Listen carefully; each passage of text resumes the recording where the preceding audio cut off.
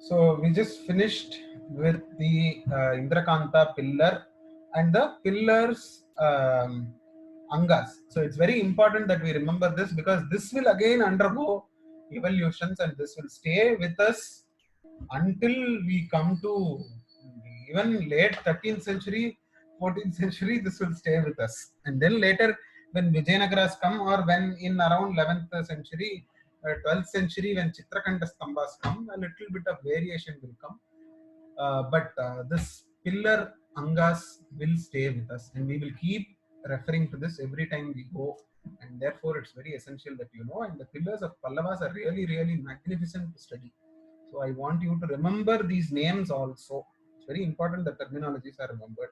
And I think it is very astonishing to even imagine that they would have grammar and name for such small parts of a pillar and stuff like that. It's just mind-boggling. Going on to the next cave, Trimurti Mandapam. Now, this is a very, very, very, very fascinating cave, one of my favorite cave temples of Mahamandapam.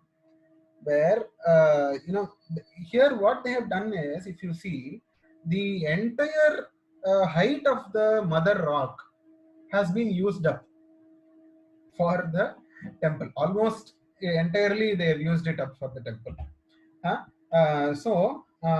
In Koneri, you have the Panchakuta, or 5 shrine. Here it is a Trikuta. Now this Panchakuta, Trikuta terminologies we will be using a lot if and when we go to Hoysalas. So until then, or even in Jain you have Trikuta Basadi, and in Hoysalas you will have Trikuta Shikara, Panchakuta Shikara, etc. Just after this, in the Padivetarayar times when we come, in Kodumbalur Mover Kovil, again that is a Trikuta structure. So this Trikuta will play an important role. So that is also essential to remember. So we have a Trikuta plan here with Brahma, Vishnu, Shiva, and Durga in the end, as you can see. Now you can see that this central shrine has taken up a projection, and again the beautiful Upana Jagati Tripatta Kumuda. This is the same Adhisthana. I am not going in detail in explaining. Only when we come to the Rathas, we will be looking at Padabandha. This is the simple Adhisthana, which is called a Padabandha Adhisthana. So the Angas of Padabandha Adhisthana you already know. We will be looking at Kapodabandha Adhisthana, Pratibandha Adhisthana, etc. when we go to Rathas, and then we will develop Adhisthana after the Adhisthana. Kumuda, we will look at, we have only seen Kumudam and Tripatta Kumudam.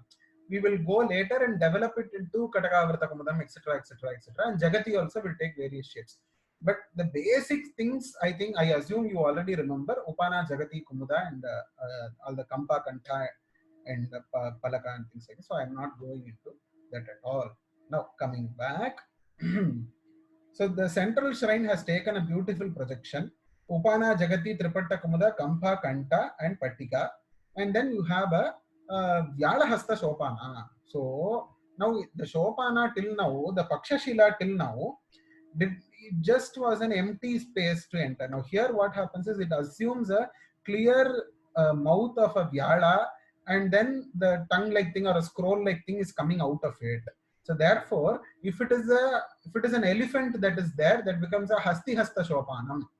Not only Pakshashila is Pakshashila, but when that Pakshashila is taking up a tiger's face, it becomes a Vyalahasta Shopanam, not Pakshashila. The Shopanam itself is called Vyalahasta Shopanam.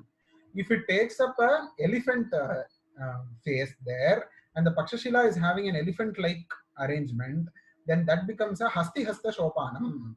Am I clear? There are two differentiators, and the name is not for Pakshashila, the name is for the Sopanam itself. That is very important, because many students, what they will say is that Pakshashila is Hasti Hasta. That is wrong. The Pakshashila is Pakshashila only. The Sopana itself becomes Hasti Hasta Sopanam and Vyalahasta Sopanam. Okay, going on. Now the steps, if you see, if you can tell me the difference. Here there is a Chandrashila and then Sopana. Here, this might be a Chandrashila, but this also is looking like Chandrashila only, semicircle. It is not a Sopana like this. Therefore, these cannot be called Chandrashila. Chandrashila is the first step that is semicircular. Okay, this is only Sopana. Now, a Sopana which looks like a Chandrashila is called as the Padma Pitha. Looks like a Padma Pitha, like a Tamara Madri, like a Kamala. So Chandrashila, Padmapitha in the central shrine. To differentiate it, also to differentiate it, there is a beautiful projection. And here you have Chandrashila Shopana, which is a with a Vyalahasta Shopana, and the Pakshashila is Vyalahasta. Okay, the Shopana is Vyalahasta Shopana. Okay.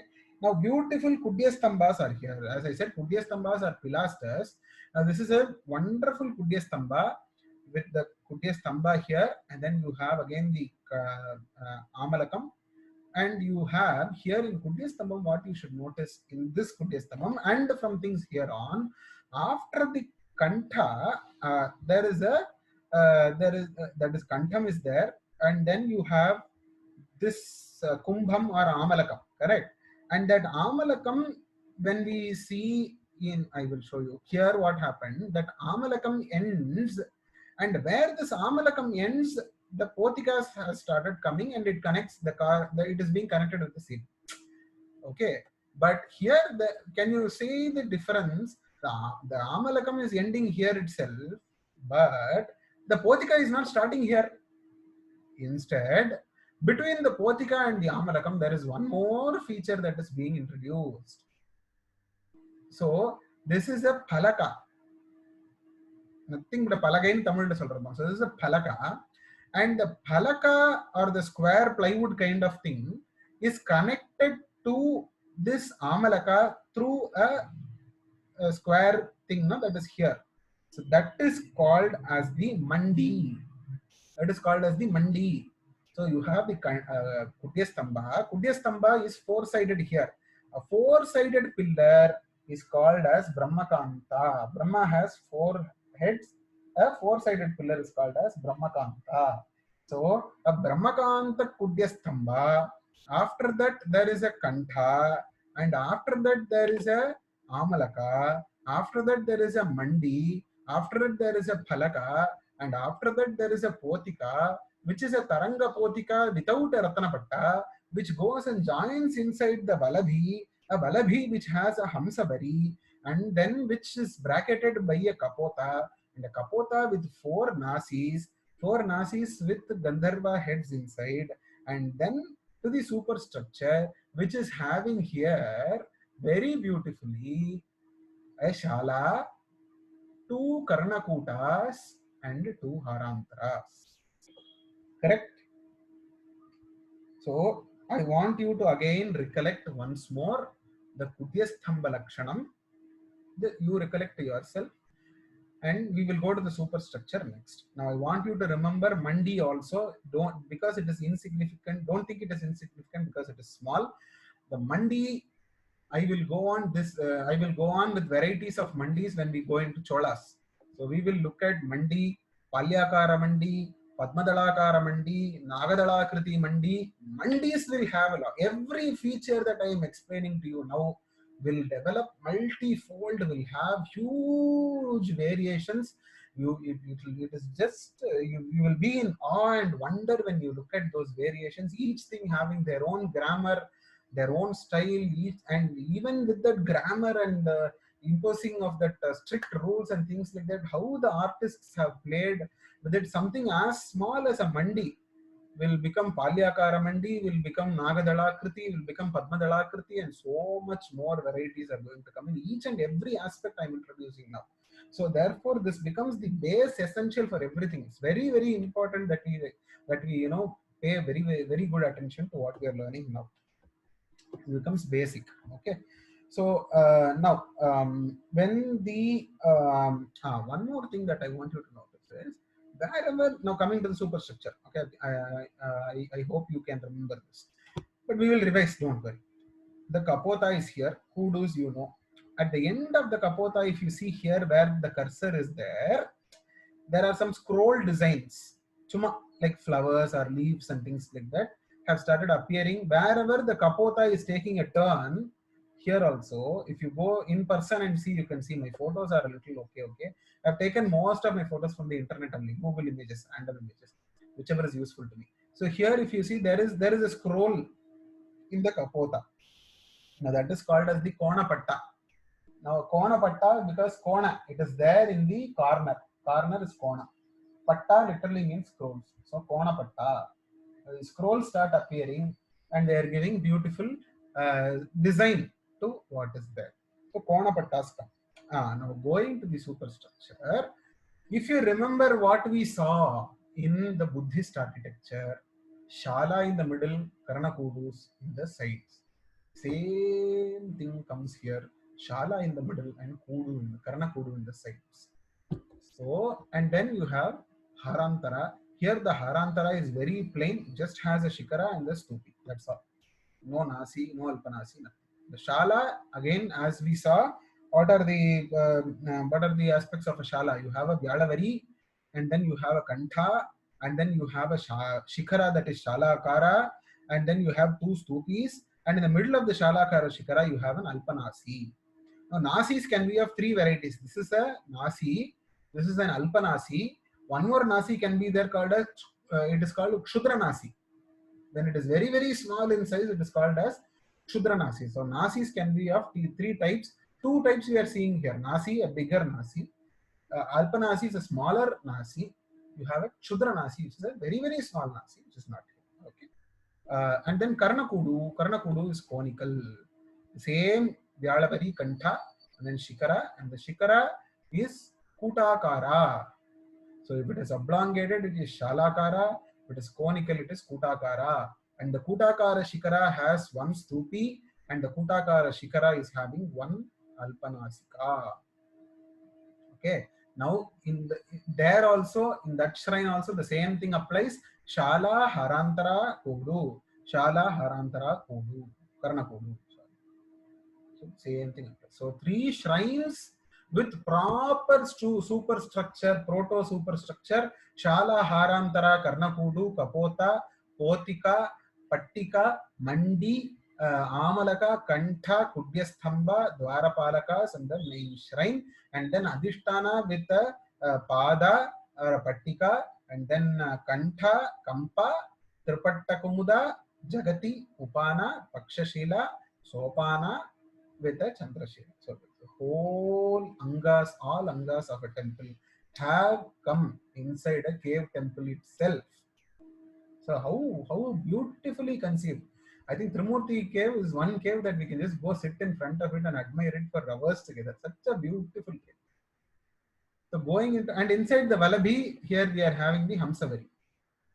You can see the Hamsas that are there. So the shrines are, the first shrine on the leftmost is dedicated to Brahma Shasta.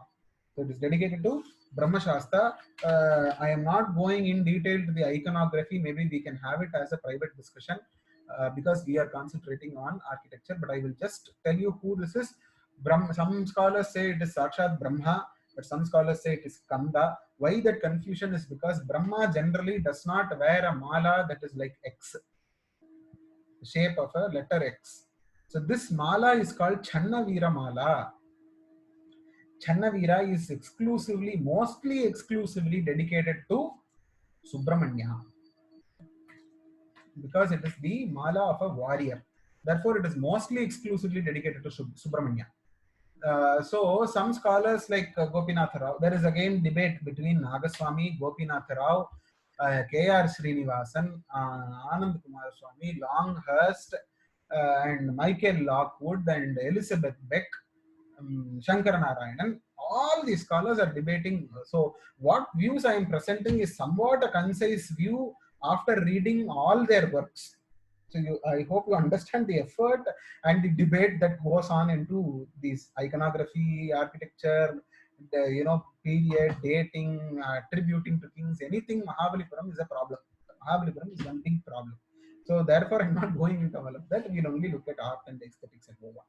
So this could be what Gopinath Rao says is this could be it could be Subramanya, who banished Brahma because he did not know the meaning of the Vedas, and he assumed Brahma's position.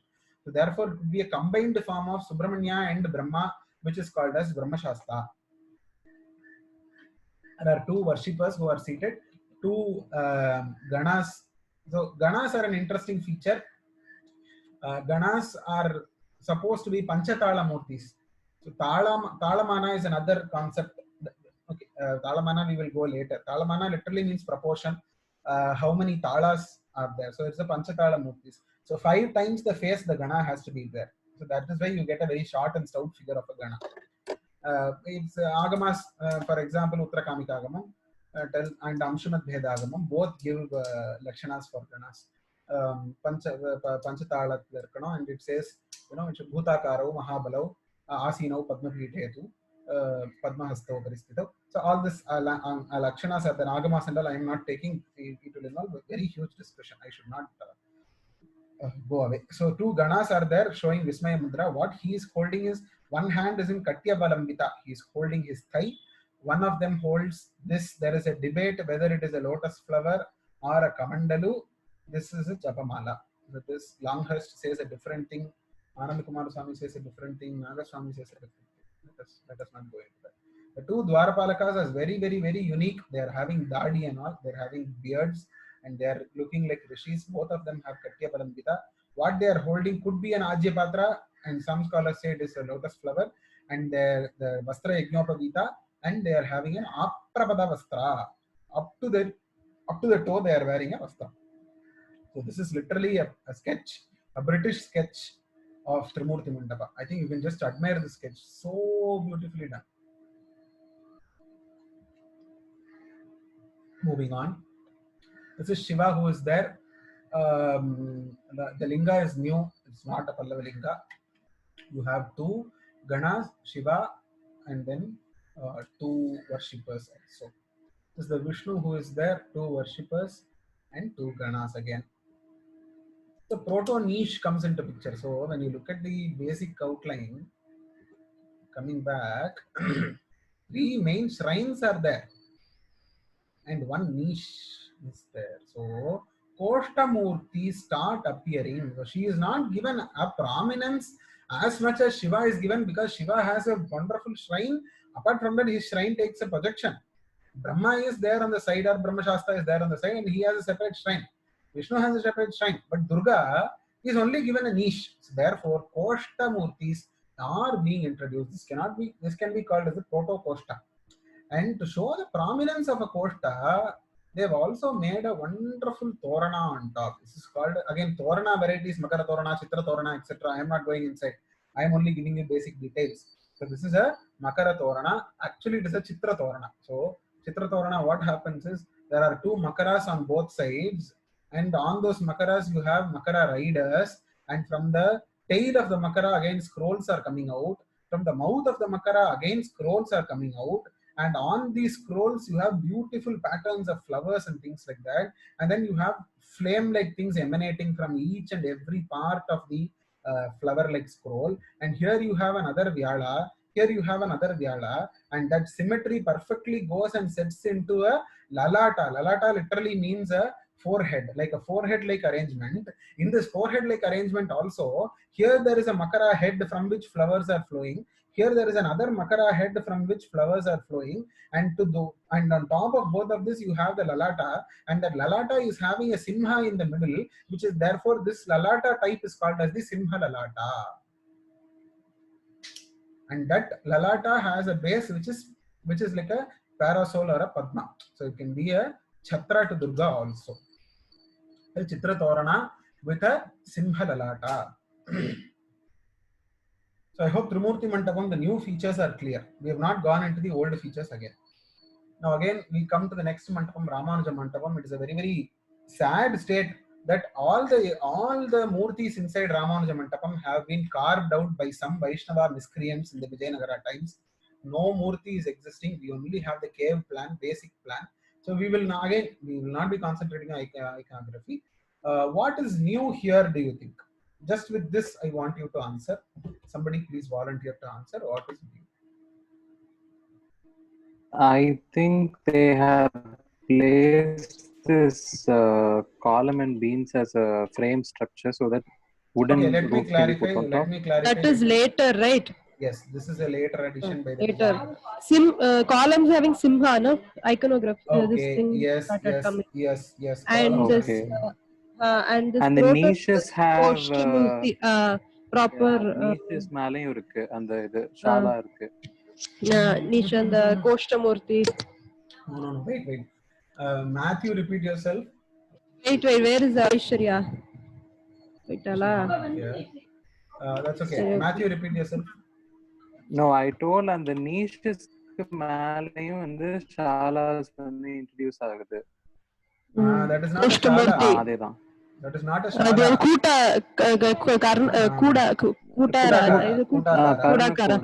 Karnakudu illa. Okay, okay. Karnakudu is Koot- only wait or I'll tell. So Karnakudu is only when it comes in the corner. So otherwise it is only called a kutakara. Okay. Akara literally means shape. Kuta is conical. கூட்டாக்கார. So this is a conical shaped. Okay. So it is a kutakara. Okay. Mm. So what is happening is two things are new in Ramanuja Mantapa. One is we are having the Simha Pada in a stamba. That is one new feature. Other thing is this is not a koshta. Kirtana, to your information, it is a full-fledged shrine. It has all the necessities that a shrine should have, which is what I want you to notice. So in either sides, instead of a Dwarapalaka to the big shrine, they are introducing something like this. அப்ப கோஷ்டனா வந்துட்டு கோஷ்டமூர்த்தி is becoming a shrine இல்லையா?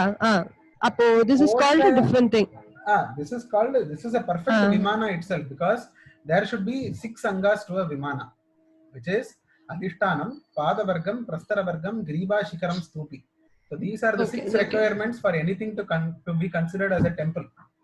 Okay, ஒரு niche is called, அந்த nicheல ஒரு god இருக்குது called, that is called a koshta. So koshta might have some superstructure, but it will not be a vimana as such, because it will lack an adhishtanam, it will lack a padavargam, or it might not have a prastaravargam. Only one alankaram can be there. So all of this is possible. But here what is happening, this is a line drawing from ASI of this niche like structure that is here. You see there is an adhishtanam here, and then this wall portion is called the padavargam, and then you have this portion that is connecting the padavargam and the superstructure is called the prastaravargam, and then here you have the griva or the neck portion, and then you have the shikaram, and on top of the shikaram you have the stupi. So these are the 6 basic requirements for anything to be considered as a temple. So therefore, for the first time we are experiencing all the 6 angas of a temple, not as a standalone temple, I agree, but as in the rock cut temple itself, all 6 angas have been covered here. So that is the major point that we have to note here. Okay, that one point. So the shadangas, go on. This griva and antari rendume is it same? Antari literally means anything that has a recession. Okay, that's all. Griva literally means a kantha or what to say, a neck like portion below the shikara. Okay, Antari just means recession, that's all. Okay, fine. Okay. Coming to the Stambha Lakshana, you can see how badly they've scraped off the Somaskanda. You can only see the outline. It's so bad. Now the Stambha again, features Mala Sthana, Mala, Lashana, Kantha and Kumbha, Potika, But what is added? The Pada becomes a Simha Pada. That alone is the added here. And here, one more introduction. Till now, inside the Balabhi, we have been seeing Hamsavari. Here, Ganamala or Bhutavari is introduced. Okay, Bhutamala, it is called as the Bhutamala. Okay, and one more thing you will see, the Balabhi and the Kapota interior that are being connected by reeds like this. Can you see those rectangular stone this thing? So it is clearly seen that this mantapas were inspired from wooden mantapas, and wooden mantapas will need motuvala in Tamil la solvom. So these reeds needs to be there for it to stand. That motuvala or that wooden reeds have been typically copied and placed here. That's all, in stone, in rock cut temples. So that is there. So that portion is called as the Vajana. Okay. Okay. Instead of Dwarapalakas, we have seen that we have shrines. One small inscription is there. I don't know, we can't see it in this picture, but it is here. And what it says is Dhiktesham, Punarapi Dhigastu Dhiktesham, Yeshan Hridaye Vasati Kupathagati Vimokshako Rudraha. It says Dhiktesham, chi. Let them go, let them die, let them perish. Dhiktesham. let them, go to hell. Diktesham, diktesham, punarapidigastu diktesham. Let them again and again perish. Who? Yeshanna hardaye vasati kupatagati vimokshapo rudraha. In whose heart does not dwell Shiva, who is the reliever of all bad things. So in those hearts, if Shiva is not there, let that person go to hell, let them perish.